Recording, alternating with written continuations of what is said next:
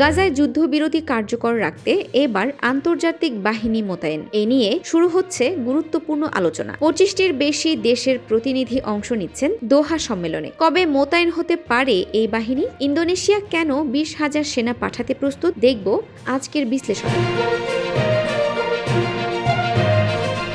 ফিলিস্তিনের গাজায় চলমান যুদ্ধবিরতির অংশ হিসেবে আন্তর্জাতিক বাহিনী মোতায়েন নিয়ে আলোচনা শুরু হয়েছে। আগামী মঙ্গলবার কাতারের রাজধানী দোহায় শুরু হতে যাওয়া এই আলোচনার নেতৃত্ব দেবে যুক্তরাষ্ট্রের সামরিক বাহিনীর সেন্ট্রাল কমান্ড। যুক্তরাষ্ট্রের দুজন কর্মকর্তা এই তথ্য নিশ্চিত করেছেন। কর্মকর্তারা জানিয়েছেন, দোহায় সম্মেলনে 25টির বেশি দেশের প্রতিনিধি অংশ নেবেন বলে আশা করা হচ্ছে। এই সম্মেলনে আন্তর্জাতিক বাহিনীর নেতৃত্বের কাঠামো সহ বিভিন্ন বিষয় নিয়ে আলোচনা হবে। এই বাহিনী গঠনের জন্য আগামী মাসেই বিভিন্ন দেশের সেনাদের গাজায় মোতায়েন করা হতে পারে। মার্কিন কর্মকর্তারা জানাচ্ছেন, যুদ্ধবিরতির দ্বিতীয় ধাপে অনেক দেশ এই আন্তর্জাতিক বাহিনীতে অংশ নিতে ইচ্ছুক। যুক্তরাষ্ট্র বর্তমানে বাহিনীর আকার, গঠন প্রক্রিয়া, প্রশিক্ষণ এবং তাদের কাজের নিয়মাবলী নিয়ে বিশ্লেষণ করছে।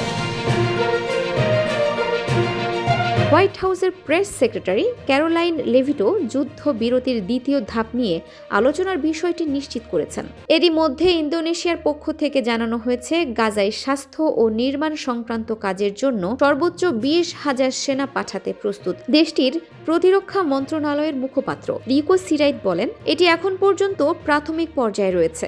যে বাহিনী মোতায়েন হবে, আমরা তার গঠন পদ্ধতি প্রস্তুত করছি। গাজায় যুদ্ধবিরতি শুরু হওয়ার পর বর্তমানে উপত্যকাটির 53% এলাকা ইসরায়েলের নিয়ন্ত্রণে রয়েছে। হামাস নিয়ন্ত্রিত বাকি এলাকায় বসবাস করছেন গাজার 20 লাখ বাসিন্দা। মার্কিন কর্মকর্তারা জানিয়েছেন, যুদ্ধবিরতি পরিকল্পনা অনুযায়ী গাজায় যেসব এলাকা ইসরায়েলের দখলে রয়েছে সেখানে এই আন্তর্জাতিক বাহিনী মোতায়েন করা হবে।